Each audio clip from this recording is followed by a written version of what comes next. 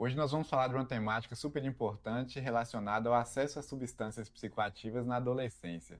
Uma fase aí que gera alguns desafios e nós vamos fazer isso na forma de perguntas e respostas com alguns questionamentos gerados aí nesse contexto. Então, para começar, por que os adolescentes parecem ser tão vulneráveis ou curiosos em relação ao álcool e às drogas? O que acontece no cérebro deles nessa fase?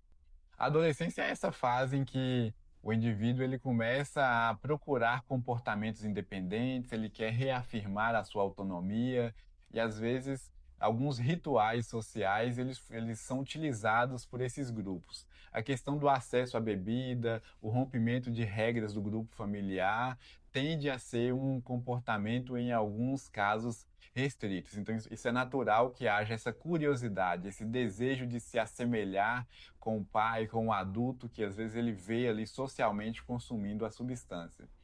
Em relação ao cérebro, o que a gente tem no adolescente é um sistema límbico já desenvolvido.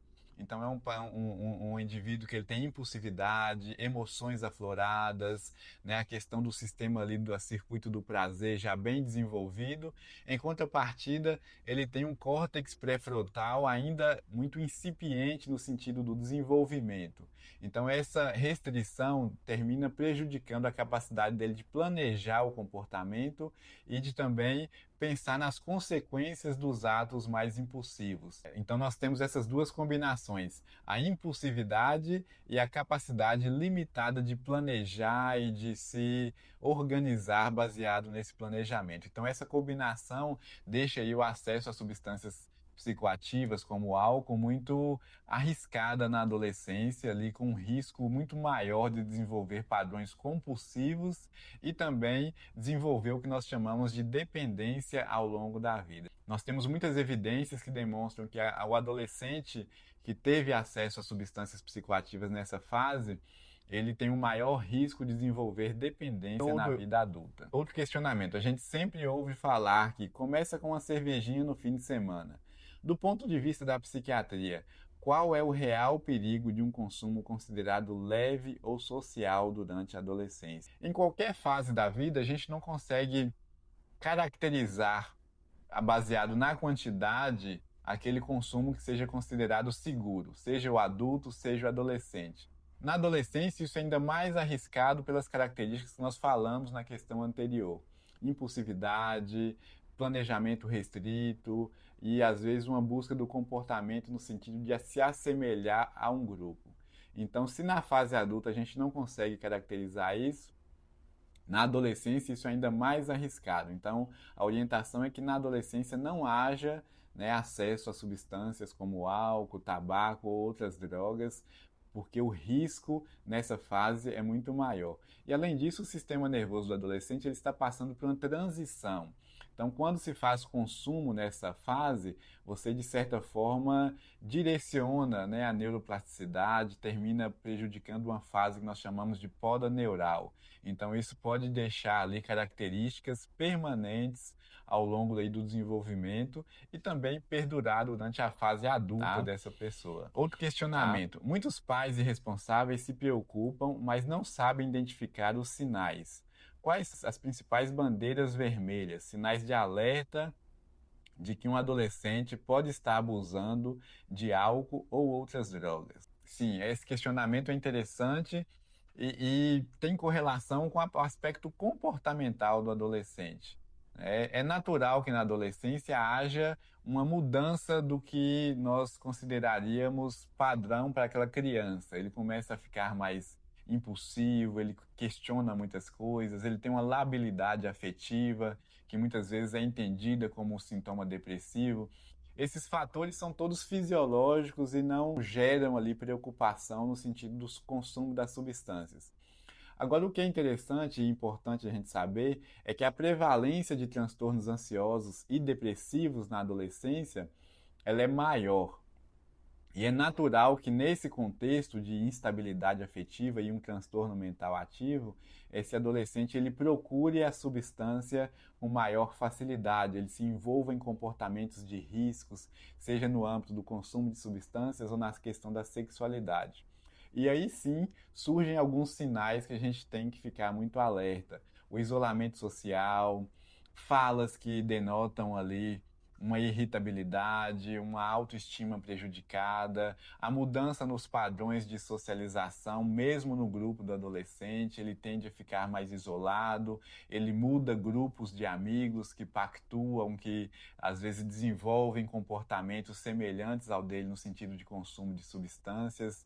E também a gente percebe mudança na questão da sociabilidade, no sentido do acesso à escola, das relações com os pais, com os parentes próximos. Essa troca afetiva ela fica bastante modificada porque a substância ela gera ali instabilidade afetiva, irritabilidade e uma mudança de comportamento. Então, todos esses aspectos devem sim chamar a atenção dos pais. Mais um questionamento: qual é a relação entre o uso de substâncias e o desenvolvimento de transtornos mentais como ansiedade e depressão na adolescência? Uma causa a outra? Questionamento importante, essa correlação aí entre os transtornos mentais e o uso de substâncias psicoativas, ela é muito próxima, muito verdadeira, né? E ela funciona em via dupla, que a gente fala, né? Os estudos eles demonstram que o adolescente que tem um quadro depressivo ou ansioso, ele tem uma maior predisposição para o desenvolvimento de comportamentos relacionados ao uso de substâncias psicoativas. É como se fosse ali uma tentativa de aliviar o sofrimento. Então, o quadro de depressão ele pode gerar, né, o consumo de substâncias, e daí a importância de se abordar esses quadros depressivos e ansiosos, porque minimiza esse risco. E a contrapartida também ela é verdadeira. Aqueles adolescentes que não têm um transtorno mental, mas que começam a consumir substâncias de uma forma compulsiva, eles terminam, ou até mesmo de forma pontual, eles terminam desenvolvendo sintomas ao longo do consumo ali de transtornos ansiosos, transtornos depressivos, alteração de padrão de sono. A gente tem esse senso comum de que acredita-se, por exemplo, que a cerveja, o álcool, ele gera um sono, né, melhor, mas muitas vezes o sono gerado pelo consumo de álcool, ele é um sono induzido por sedação, né? A gente tem alguns efeitos neuroquímicos bem distintos que são muito diferentes ali do que o sono fisiológico seria. Então essa sedação que o consumo de álcool gera, ela não é sinônimo de um sono de qualidade. Então sim, essa correlação ela é verdadeira e deve chamar muito a nossa atenção de pais, professores, né, crianças e adolescentes ali com esse comportamento mais que chama a atenção no sentido do humor irritado, da impulsividade, do problema interpessoal, deve sim ser abordado, deve ser acolhido e direcionado para uma assistência, porque isso minimiza muitos problemas ao longo da vida do adolescente. Outro questionamento bastante interessante: o que é beber socialmente? O beber socialmente ele é muito usado em diversos contextos e de forma diferente, então é bastante subjetivo. Mas o beber socialmente seria aquele padrão comportamental de bebidas em que o indivíduo ele não gera um encontro social com a finalidade de consumir a bebida alcoólica. A bebida alcoólica ela é consumida em decorrência do encontro e normalmente tem um consumo ali bastante moderado, né? A finalidade em si, né, da troca ali, da social que ocorre naquele momento, não é em si a questão do consumo do álcool. O que é diferente de pessoas que têm independência, que têm um padrão comportamental ali já de compulsão para bebida e muitas vezes usa essa definição para se esquivar das demandas e se esquivar ali dos questionamentos feitos por familiares, julgando o comportamento e ele encontra essa saída, né? Eu bebo socialmente. A distinção disso é que a pessoa que tem a dependência química, ela vai mobilizar um encontro com a finalidade de consumir a bebida alcoólica. Né? É diferente ali de uma pessoa que faz um encontro social e usa aquilo ali de uma forma a gerar uma descontração adicional no momento. Então, o paciente que ele tem a dependência alcoólica, você vai ver que ele vai procurar pessoas que têm ali um padrão comportamental muito próximo, que consomem diariamente, e o encontro vai ter a finalidade de consumir a bebida em si. Porque o usuário muitas vezes não consegue se livrar do vício. Quando a gente está falando de vício em substância psicoativa, a gente está falando de uma doença, né? Muitas vezes esse comportamento ele é muito julgado socialmente como uma desculpa ali de uma pessoa que não tem caráter, uma pessoa que não quer compromisso, mas a pessoa que tem o quadro de dependência química, ele tem uma doença mental que gera essa limitação. E uma das características da doença é essa capacidade de se autodeterminar diante do desejo. Então, muitos, né, dos usuários que têm o quadro ali de dependência, ele vislumbra, né, a liberdade, ele vislumbra uma vida diferente daquilo, mas ele não consegue se autodeterminar, ele não consegue inibir a impulsividade, ele não consegue mudar o comportamento. Por isso que é uma condição muito difícil, essa capacidade dele de corrigir, né, de corrigir o planejamento, de mudar a rota é comprometida pela doença. Isso determina ali diversas dificuldades ao longo da vida do paciente e é muito subjetiva de paciente para paciente. Né? Então, daí a importância dessa pessoa ela ser assistida por profissionais de saúde, ser direcionada, né? Ser escutada e mais importante do que isso, a gente identificar quadros comórbidos. Né? Às vezes o paciente já tem ali um quadro depressivo associado, ele já tem um quadro ansioso. Outros, dependendo do tempo de consumo da substância, isso gera um prejuízo no que nós chamamos de função executiva. Então, esse planejamento fino, ele é prejudicado ali pelo consumo ao longo do tempo. Então, a capacidade do indivíduo dele planejar um trabalho mais complexo e se organizar e direcionar o comportamento para a concretização, né, desse projeto, ele fica muito comprometido na dependência química. Essa é uma das principais razões aí da dificuldade, né, em sair desse círculo vicioso. Na sua prática, o que você diria que é o maior desafio e, ao mesmo tempo, a parte mais gratificante de tratar um adolescente com dependência química? Eu acho que na questão da adolescência, assim, é muito bom, a gente fica muito feliz quando a gente pega o adolescente e ele às vezes já tem o consumo de substâncias psicoativas, mas ele ainda não tem o que nós chamamos de dependência química, que é um padrão comportamental desenvolvido ao longo do tempo. Então, quando a gente pega um adolescente já com a dependência química, isso é uma condição assim muito deletéria, muito danosa, porque vai marcar a vida do indivíduo, né, provavelmente ao longo ali da sua fase adulta também. Mas quando nós pegamos esse adolescente nessa fase inicial e nós identificamos ali alguns transtornos, alguma condição, algum padrão comportamental ali familiar, às vezes que gera uma disfunção, a intervenção nesse contexto ela é muito proveitosa e melhora muito assim o prognóstico, esse planejamento de longo prazo que nós temos com o paciente. Por quê? Porque você preserva o desenvolvimento neural, comportamental e social desse adolescente ao longo de sua vida. Essa transição da fase da adolescência, quando ela é desassistida num contexto como esse, ela vai gerar prejuízos ali que vão marcar a vida da pessoa. Né? Então é muito gratificante quando nós identificamos isso de forma precoce, há um acolhimento do grupo familiar de uma forma sincrônica, e isso gera um redirecionamento. Você vê que o adolescente ele se sente mais acolhido, mais confiante, e é natural que ele não precise recorrer a comportamentos mais imaturos, como o consumo de bebidas para desafiar os pais, o consumo de bebidas para aliviar sintomas ansiosos, o consumo de bebidas para melhorar a sua socialização em ambientes mais cheios. Então, a assistência previne muito isso e, ao mesmo tempo, gera o desenvolvimento de habilidades compatível ali com a vida, né, mais fluida, mais saudável e mais significante para o adolescente. Imaginemos que um pai, uma mãe ou um amigo descobriu que o adolescente está usando drogas. Qual é a primeira coisa a fazer? Brigar e proibir?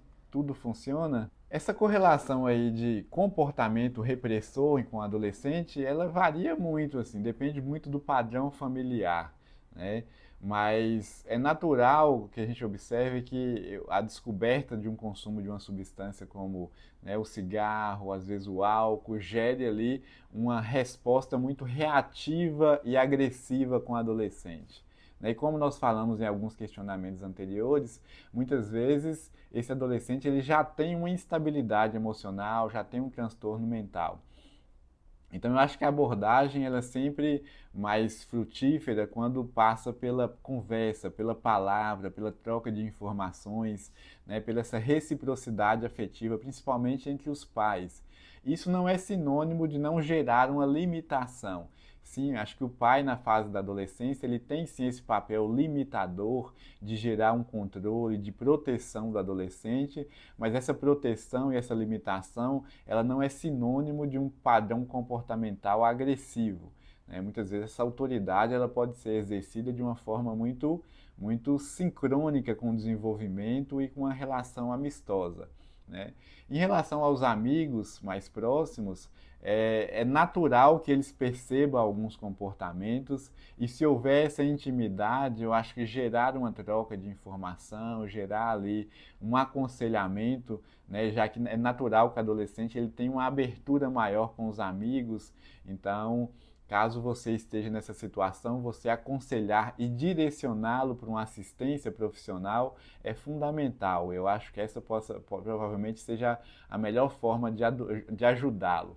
É a escuta, escutar e acolher e também direcionar isso para um profissional, né, que vai saber conduzir isso de uma forma, né, mais habilidosa e mais técnica.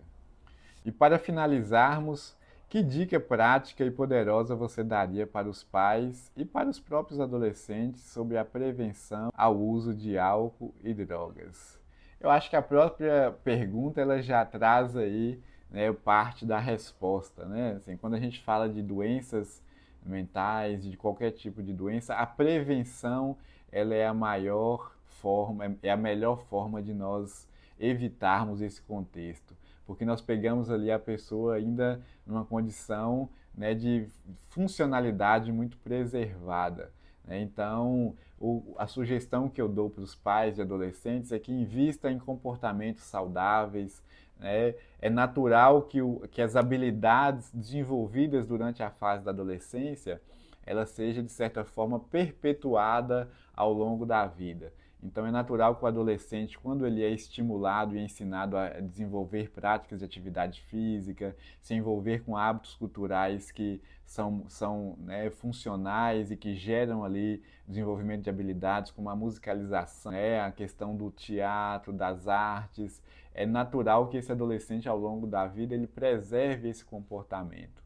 Então, a atividade física e outras atividades nesse sentido, elas são muito importantes para preservar o adolescente e para direcionar o seu interesse ali para esse padrão comportamental saudável e que gera ali um entrelaçamento social, que gera o desenvolvimento de habilidades, que vai dar um potencial maior para esse adolescente ao longo da vida. Então, a dica que nós deixamos é essa: prevenir ao máximo, evitar ao máximo o acesso a substâncias psicoativas nessa fase, né? Limitar ali esse consumo, gerenciar e estimular atividades prazerosas e que geram vinculação social.